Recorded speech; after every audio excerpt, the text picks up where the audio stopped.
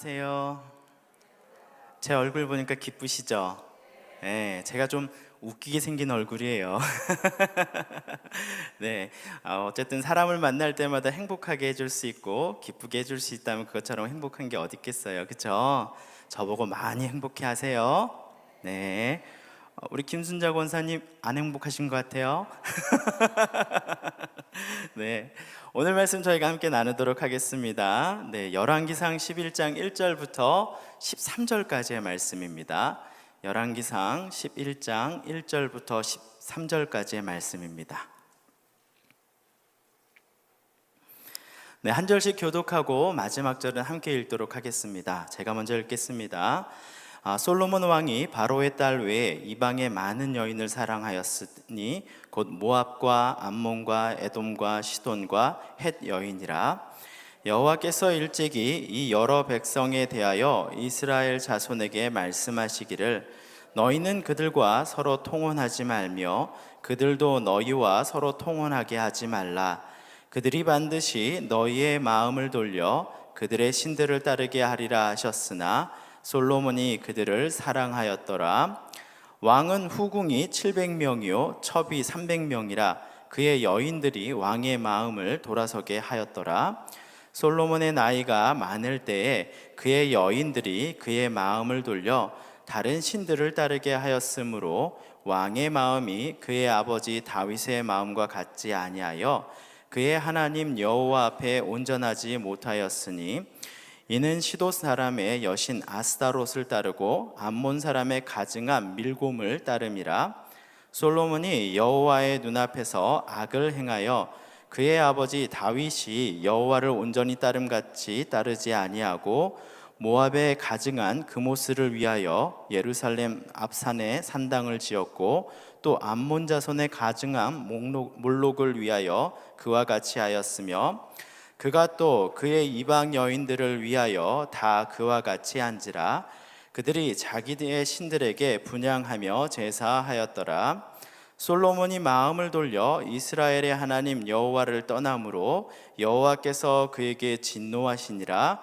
여호와께서 일찍이 2번이나 그에게 나타나시고 이 일에 대하여 명령하사 다른 신을 따르지 말라 하셨으나 그가 여호와의 명령을 지키지 않았으므로 여호와께서 솔로몬에게 말씀하시되 내게 이러한 일이 있었고 또 내가 내 언약과 내가 내게 명령한 법도를 지키지 아니하였으니 내가 반드시 이 나라를 내게서 빼앗아 내 신하에게 주리라.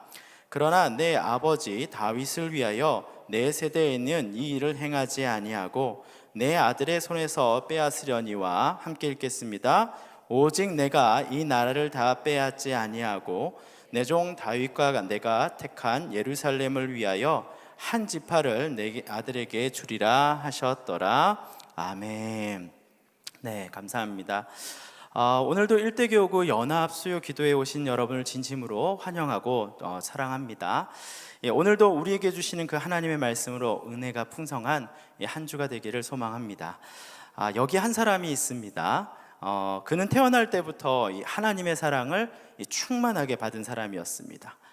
심지어 그의 이름은 이 하나님께서 직접 지어주셨다고 해요.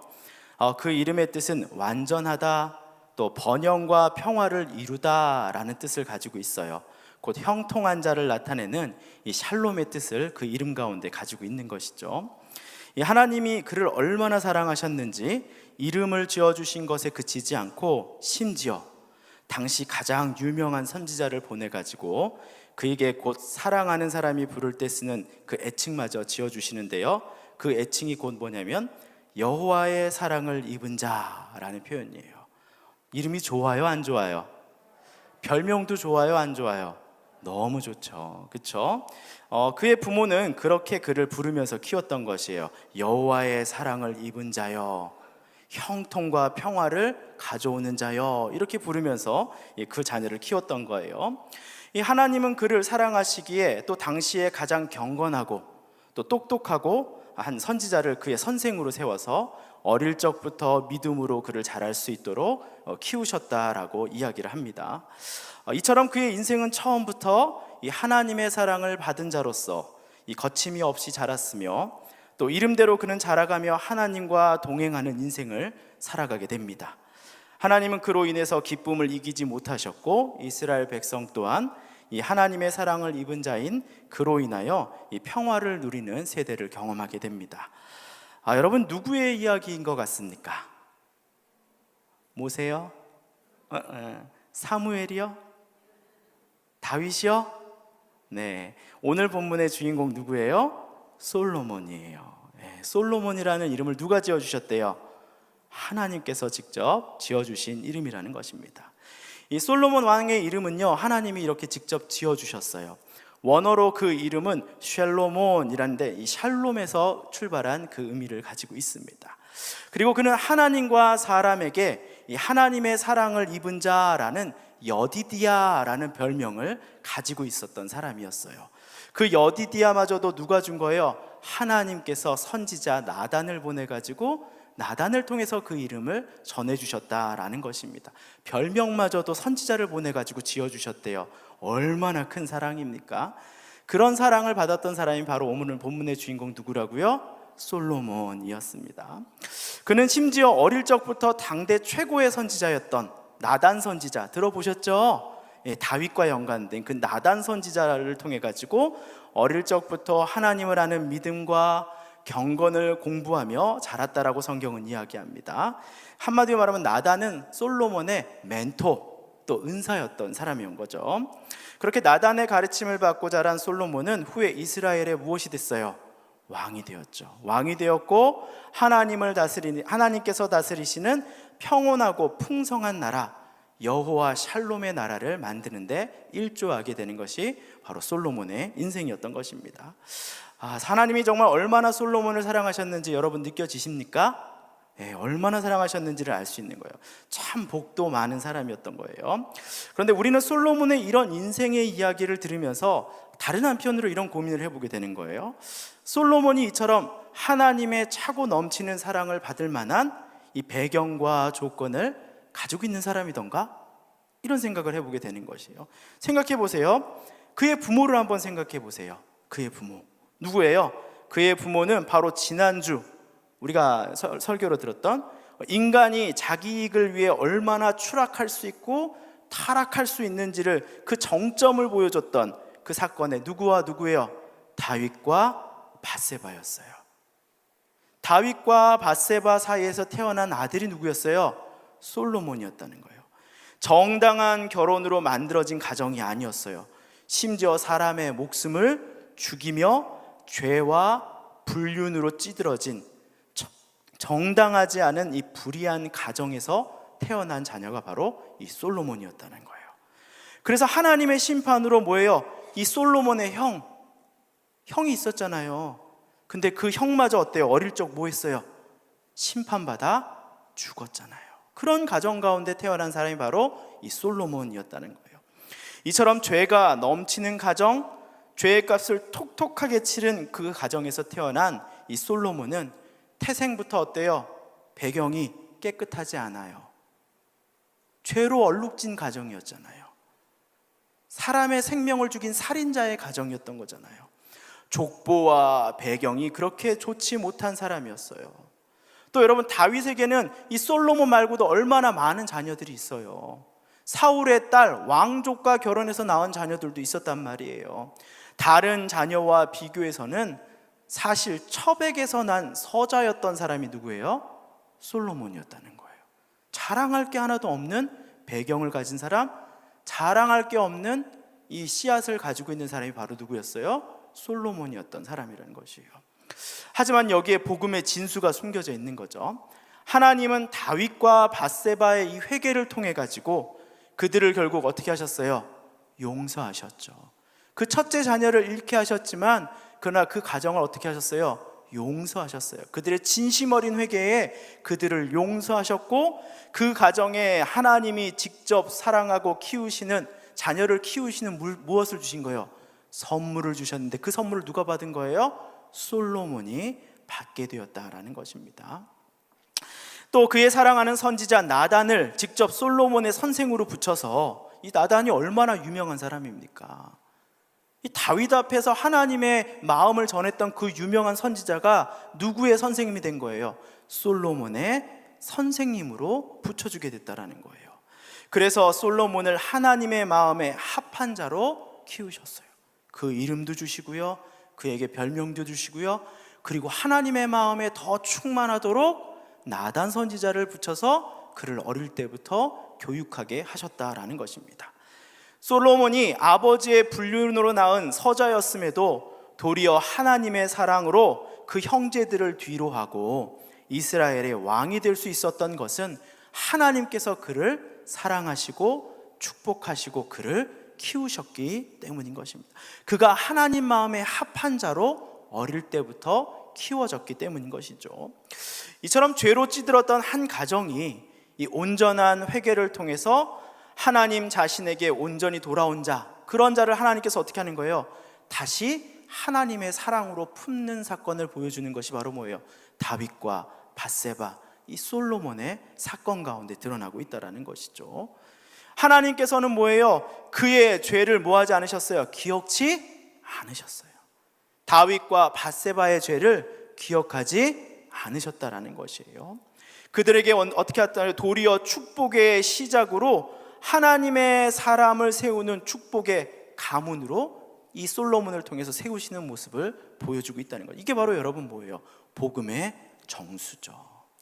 죄인이었던 가문이 어떻게 되는 거예요? 하나님의 축복을 이을 가문으로 변하는 것.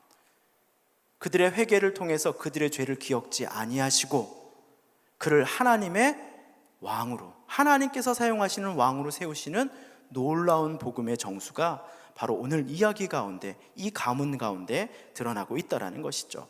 이처럼 복음이 진정 무엇인지를 보여주는 이 드라마틱한 이야기가 이 다윗과 밧세바, 나단, 그리고 바로 이 솔로몬의 인생 가운데 우리는 볼 수 있고 경험할 수 있게 되는 것입니다.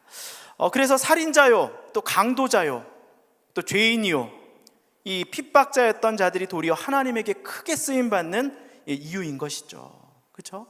성경 가운데 그런 사람들 많이 있어요, 없어요? 많이 있어요. 하나님은 회개한 자들의 죄를 전혀 기억하지 않으시기 때문에 하나님은 어때요? 한 번 용서한 자는 이미 새 옷을 입었다라고 말씀하시잖아요. 그가 어떠한 죄를 지었던지 그것은 중요하지 않다라는 거예요. 그는 새 사람이다 라고 말씀하시며 그에게 축복을 베푸시고 그에게 하나님의 계획을 맡기신 사건들을 우리 볼 수 있지 않습니까? 모세도 그랬어요. 그렇죠? 또 누구예요? 다윗도 그러한 자였죠. 또 우리가 잘 아는 바울도 뭐였어요? 살인자요, 강도자요, 핍박자요, 자기 스스로 그렇게 고백했던 자 아니었습니까? 그렇게 하나님의 사람으로 쓰임받을 수 있었던 것이에요. 그리고 또 누가 있어요? 김영순 저요. 살인자요, 핍박자요, 강도자였던 제가 어떻게 해요? 하나님의 은혜로 이렇게 목회자로 서 있는 게 된 거잖아요. 그렇죠? 이게 바로 복음의 정수, 복음의 최고점인 것이잖아요. 이 솔로몬의 인생은 이처럼 하나님의 사랑을 빼고는 설명할 수 없는 인생이었어요. 그리고 하나님의 용서가 무엇인지를 극명하게 보여주는 증거였다라는 것이에요. 그 가정 봤잖아요. 그 가정이 어떤 스토리를 가지고 있는지 여러분 보셨잖아요. 그가 형제들 중에 어떤 자였는지를 여러분 알고 계시잖아요. 그런데 하나님이 그를 어떻게 하셨어요?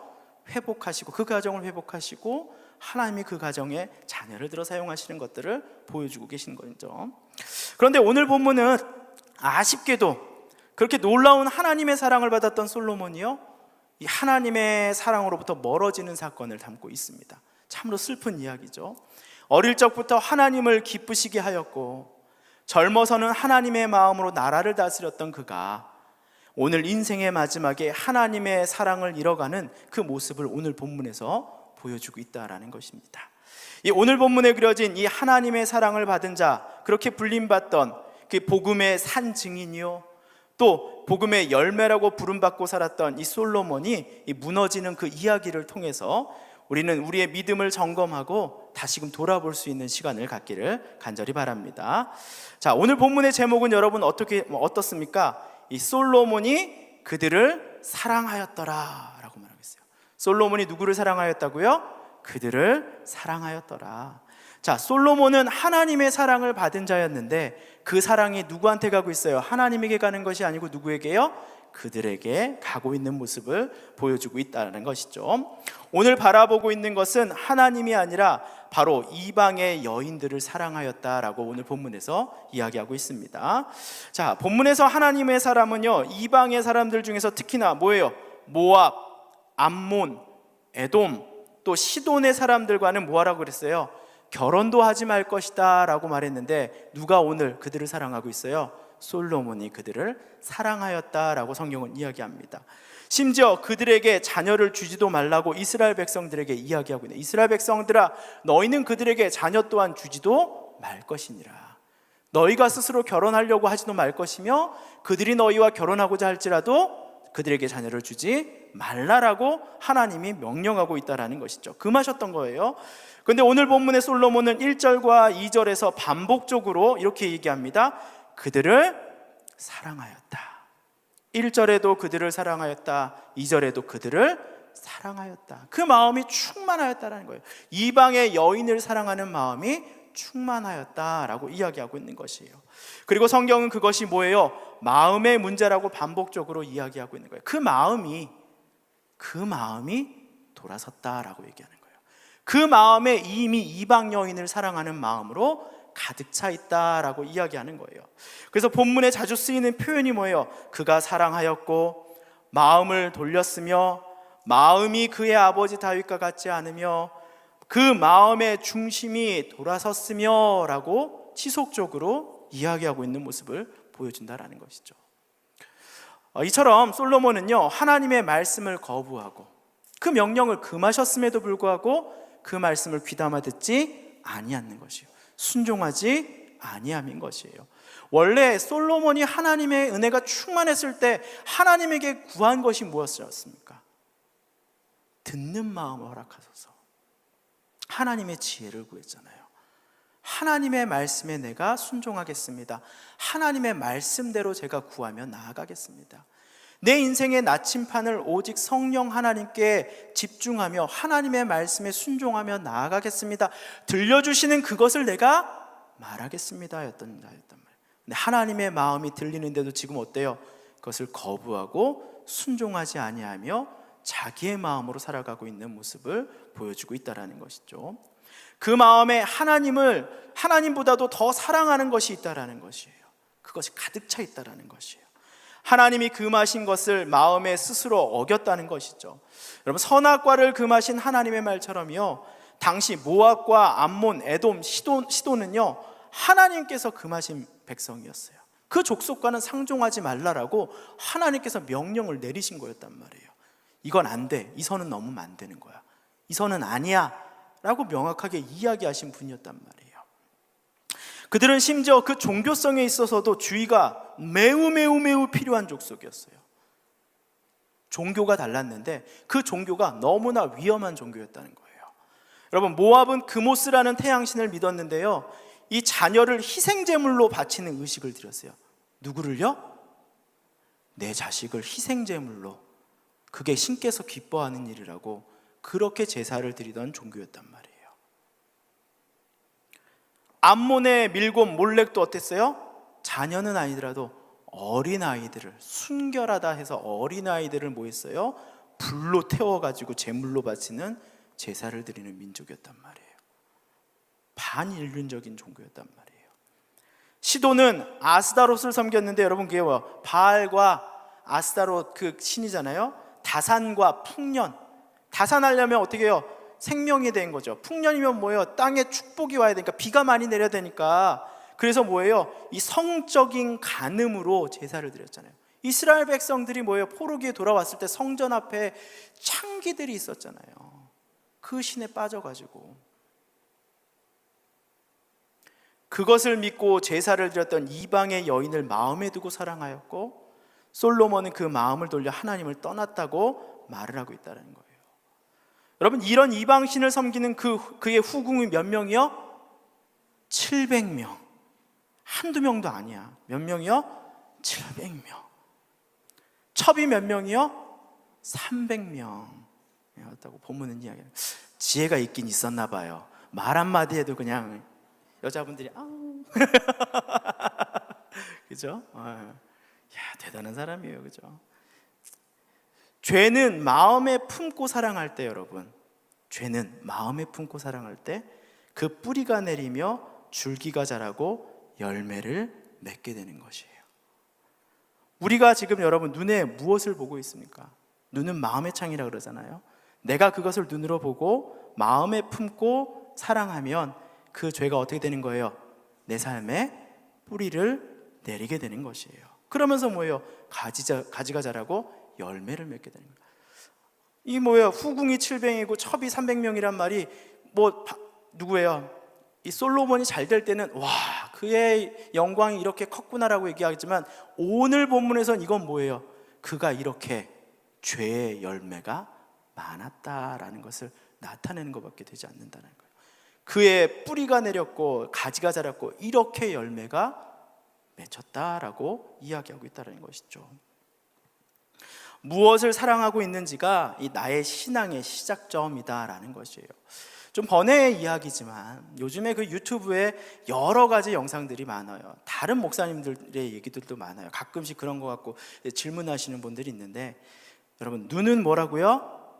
마음의 창이라 그랬어요. 잘 보셔야 돼요. 잘 보셔야 돼. 자꾸 이게 그런 얘기 들으시고 우리 질문해 주시는 분들이 있는데, 우리의 담임 목사님은 누구예요? 김성겸 담임 목사님.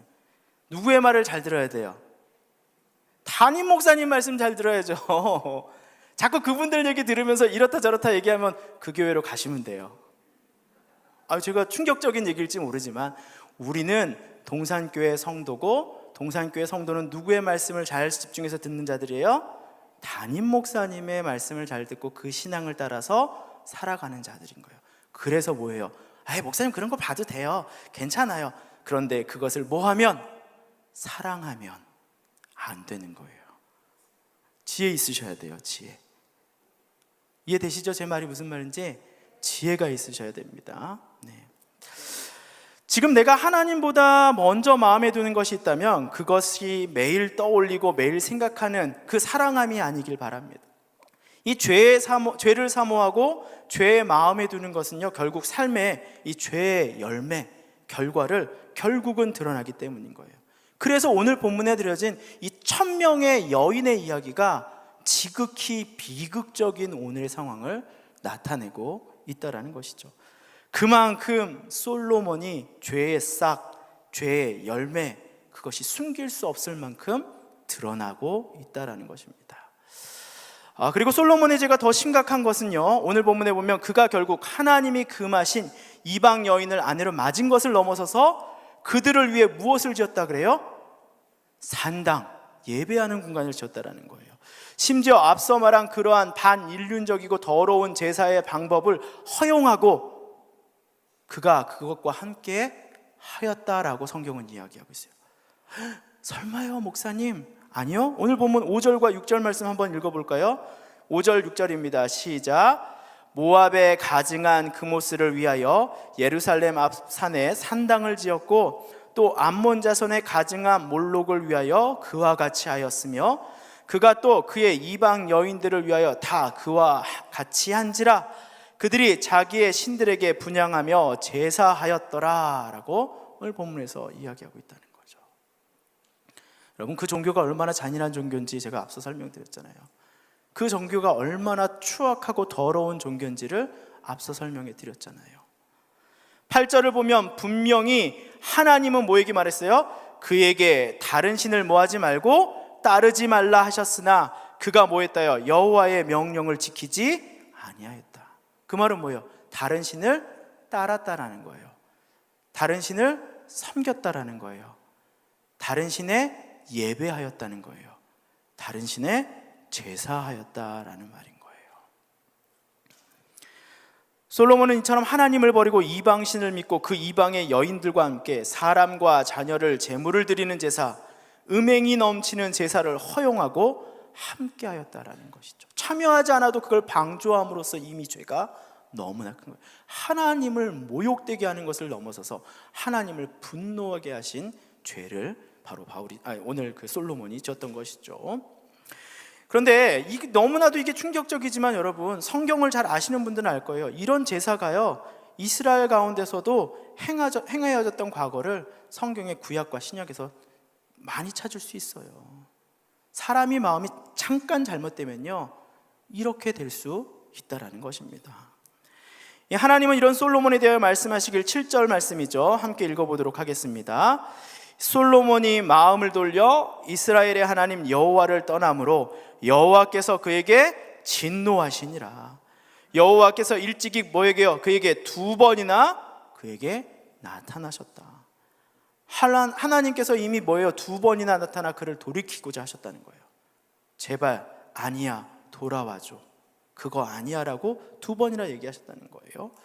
솔로몬은 이미 하나님에게 순종할 마음이 떠났던 것이죠. 그게 들리지 않는 거예요. 이 솔로몬은요, 모세의 율법으로 이미 금한 것을 첫 번째 어겼죠. 이미 모세의 율법에 금했잖아요. 이방 여인들과 결혼하는 것을 금했잖아요. 그죠? 그것을 어겼어요. 그리고 또 뭐예요? 하나님의 2번의 경고를 무시했어요. 삼진아웃인 거예요. 삼진아웃. 인내하신 하나님이 기회를 줬음에도 솔로몬은 그것을 깨닫지 못했다는 것입니다. 하나님이 참 많이 참으셨죠.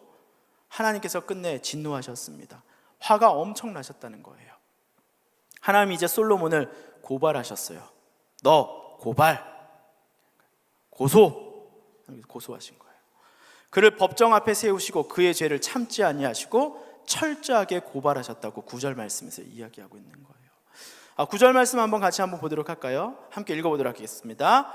여호와께서 솔로몬에게 말씀하시되 내게 이러한 일이 있었고 너 이러한 일이 있었고 또 내가 내 언약과 내가 내게 명령한 법도를 지키지 아니하였으니 내가 반드시 이 나라를 내게서 빼앗아 내 신하에게 주리라. 하나님 어떻게 하셨어요? 철저하게 심판하시죠. 하나님의 심판이 무서운 이유가 무엇인지 아십니까?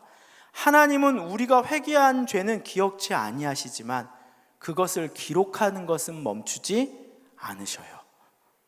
우리의 일생을 기록하는 것을 하나님이 기록하지 아니하시면 아니라는 거예요.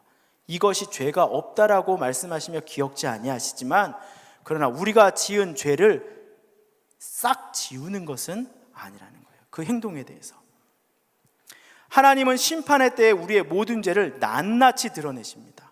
본문에 보면 뭐라고 그래요? 내가 이러한 일이 있었고 또 내가 내 언약과 내게 명령한 법도를 지키지 아니하였다, 이렇게 얘기하는 거예요. 우리 삶의 모든 것들을 다 알고 계신다라는 것이죠. 하나님이 그 죄를 직접 고발하신 것이에요. 그럼 계시록의 말씀을 한번 보세요. 하나님의 법정 앞에 책이 몇 권 있다 그래요? 1번 1권, 2번 2권, 3번 3권, 4번 모르겠다. 몇 권 있다 그래요? 2권. 한 권에는 심판받으러 갔더니 뭐래요? 그 성경책을 열더니, 그 책을 열더니 우리의 모든 것이 기록되어 있고 그것을 읽더라. 태어나면서 죽을 때까지 모든 것을 읽어요. 그리고 나서 뭐예요? 심판을 내리기 전에 옆에 있는 책을 열죠. 그리고 거기에서 무엇을 찾아요? 내 이름을 찾는다 그랬어요. 그것이 무서운 거죠. 그렇기 때문에 우리는 하나님의 은혜가 얼마나 큰지를 알 수 있어요. 우리 일생을 전체를 하나님이 다 읽으신 거야. 고소하시는데 여러분 그게 들으면서 야, 멋지게 살았네, 막 이런 마음을 들까요? 아니면 부끄러울 수밖에 없을까요? 내 인생이 이렇구나. 정말 희망이 없는 인생이었구나. 나의 죄가 이렇게 차고도 넘치는구나 라고 하는데 하나님께서 생명의 책을 여시고 거기에 이름이 있음을 보시고 내 자녀니 그를 징계치 말라 말씀하신다는 거예요. 그래서 그것이 바로 하나님의 큰 은혜인 것입니다. 이처럼 죄는 가릴 수도 없고 숨길 수도 없는 것입니다. 결국은 드러나게 되어 있는 것이에요.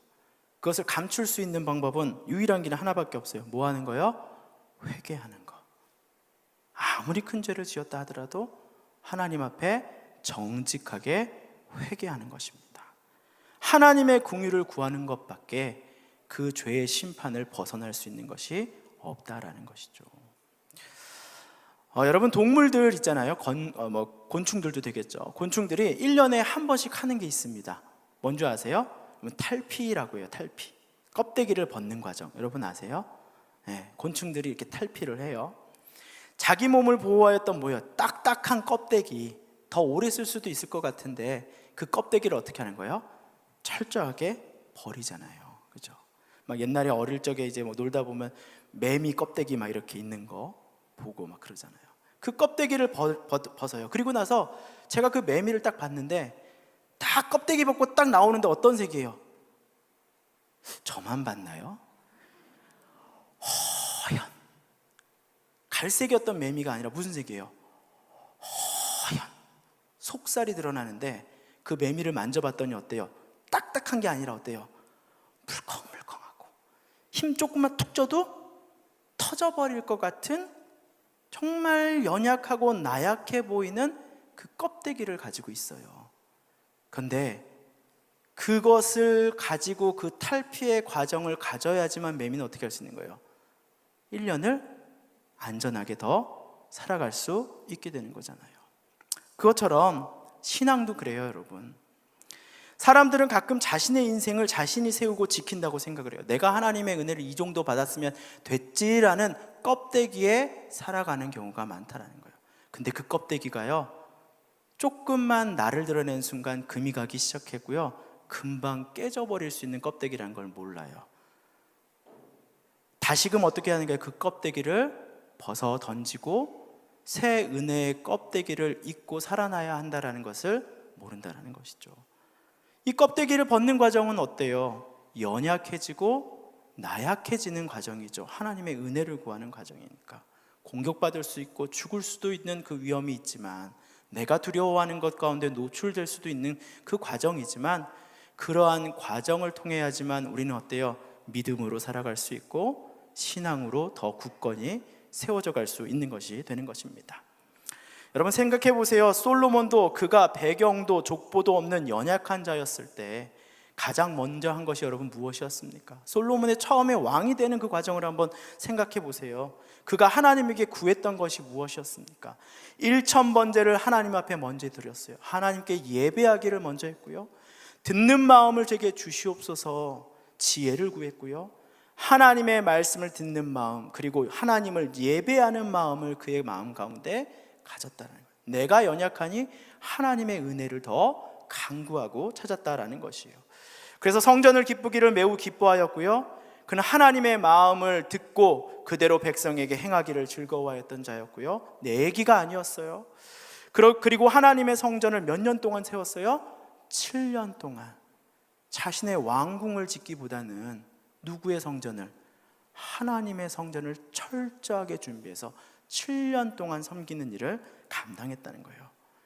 이처럼 솔로몬의 힘의 원천은 이렇게 말씀 중심, 기도 중심, 성전 중심의 신앙생활이 있었기 때문에 그가 그러한 인생을 살 수 있었던 것입니다.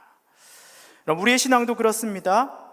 이 복음을 처음 접했을 때 한번 생각해 보세요. 봉사의 자리를 맡았을 때, 처음 봉사를 하게 되었을 때, 또 직분을 맡았을 때, 나는 이런 은혜 받기에는 부족한 자라고 그 마음이 넘쳤는데 어느 순간 점점 그게 당연하다고, 이 껍데기가 당연하다고, 이 껍데기 안에 살아가고 있는 경우가 많지 않습니까? 여러분, 은혜가 당연해지면 절대 안 됩니다. 저는요, 제가 목사가 될 만한 사람, 제가 목사 될 만한 충분한 자격을 갖춘 사람이라고 한 번도 생각해 본 적이 있을까요, 없을까요? 한 번도 없어요. 우리 아내가 더 잘 알아요. 저는 목사가 될 만한 충분한 자격과 조건이 없는 사람이에요. 정말 제가 이거 하나님 앞에 맹세할 수 있어요. 저는 목사 될 만한 사람이어서 목사 된 게 아니고 목사 될 만한 조건이 없는 사람인데 은혜로 제가 목사가 된 거예요. 하라니까 순종하고 이 자리에 오늘 와 있다라는 것이에요. 은혜는 절대 여러분 이렇게 당연하게 여기면 안 되는 것이죠. 우리는 때마다 낡은 껍데기를 벗고 나약하고 연약한 껍데기를 입듯이 하나님 앞에 그렇게 나아가야 한다라는 것이에요. 만약 제가 성도님들 대하는데 그 마음을 잃은 것 같이 보여요. 그러면 이제 조심스럽게 저한테 오셔서 얘기해 주세요. 목사님, 네네, 요즘 너무 목사님 같으세요. 그럼 제가 정신 차리고 바른 마음으로 돌아갈게요. 아, 내가 목사 될 만한 충분한 자격이 안 되는데 목사를 하고 있지, 이 마음을 다시금 깨닫는 자가 될게요. 아시겠죠? 암호가 뭐라고요? 목사님, 너무 목사님 같으세요. 그렇게 얘기해 주세요. 황정희 권사님, 조용히 얘기해 주세요. 그렇게 제 마음 변치 않도록. 네. 여러분, 이 다윗이 이렇게 범죄하는 이 시기에 적어진 동일한 시대를 이야기하고 있는 것이 전도서의 말씀이 있습니다. 이 전도서는요, 이처럼 솔로몬의 인생의 후반전을 기록한 책이에요. 오늘 범죄한 솔로몬의 인생이 반영된 성경이죠. 그래서 그것을 통해서 또 솔로몬의 생각을 또 우리가 읽어볼 수 있는데요, 세상의 모든 부귀 영화와 권세를 누렸던 솔로몬이었지만 이 모든 것을 경험한 그의 고백은 해 아래 모든 것이 헛되고 헛된 것을 깨달았다라는 사실이에요. 이 초창기에 위세당당했던 모습은 사라지고요, 정욕과 우상 숭배에 빠진 모습으로 하나님의 진노에 의해 그의 명성은 어느덧 사라져버리게 되었고요, 국력도 쇠퇴하게 되었고요, 나라도 두 왕국으로 분열될 위기에 처한 자신의 처지를 드러내고 있는 책이 바로 전도서입니다. 솔로몬은 이처럼 지난날의 어리석은 삶을 되돌아보며 이 하나님을 떠난 인생의 모든 것들은 참으로 무가치하고 무의미함을 느끼며 한없는 탄식과 또 후회의 눈물을 흘리면서 인생의 참된 행복은 오직 여호와를 경외하는 것, 여호와만 경외하는 것, 하나님에게 그 시선을 고정하는 것, 하나님을 사랑하는 것이라는 것이에요. 그분께 순종하는 삶을 살아갈 때라는 것을 스스로 깨닫고 전파하였던 것입니다. 이 솔로몬이 그래서 전도서 마지막 부분에 가서 고백하는 것이 무엇입니까? 아무리 헛된 인생을 살아갈지라도 그때 성령의 도우심을 힘입어 창조주 되신 여호와를 기억하고 그분의 뜻에 따라 순종함을 살아갈 때 우리 인생의 진정한 행복이 다시 돌아올 것이며 그 행복을 추구하는 삶을 살 수 있다라고 이야기하는 것입니다. 여러분, 우리 마음에는 무엇이 익숙해지고 있으며 또 우리 마음에 내 마음을 지금 사로잡고 있는 생각들은 여러분 무엇입니까? 매일 이것 때문에 답답해하고 힘들어하고 있는 내용은 무엇입니까? 지금은 그 마음이 나를 기쁘게 하고 즐겁게 하는 것 같으나 성경은 결국 말하길 뭐라고 해요? 그것은 멸망으로 가는 길, 하나님에게 돌이킬 수 없는 길이 될 수 있다고 우리 삶에 계속 경고를 주실 수 있습니다. 그건 아니야, 잘못됐어. 그 마음이 알잖아요. 이게 죄라는 거 느끼잖아요. 성령이 우리 가운데 역사하시기 때문에 분명히 옳지 않은 걸 알면서도 내 마음을 붙잡고 있는 것, 내가 그렇게 행하고 있는 것이 있다면 그것을 깨닫는 죄가 있어야 된다는 거예요.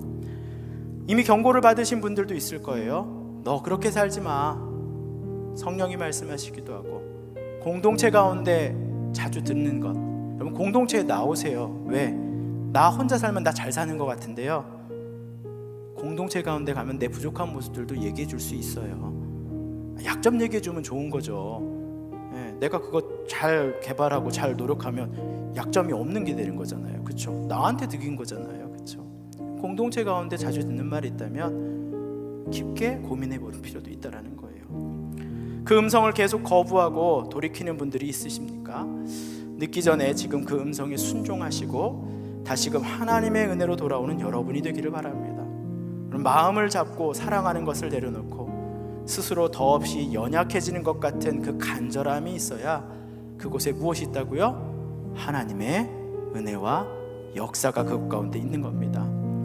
다른 것에 나의 마음과 생각을 빼앗긴 그 마음을 다시 회복하기 위해서는 솔로몬처럼 하나님의 마음을 듣기 위해 성령의 나침판을 가지고 매일 그 은혜를 구해야 할 것이며, 또 하나님의 말씀을 바라보고 예배하기를 사모하며 그 어두운 밤에 등불처럼 있는 등대를 바라보는 마음이 우리 일상 가운데 있어야 되는 거예요. 그래서 성령을 구하는 기도와 하나님의 말씀을 바라보고 살아가는 것이 중요한 것입니다.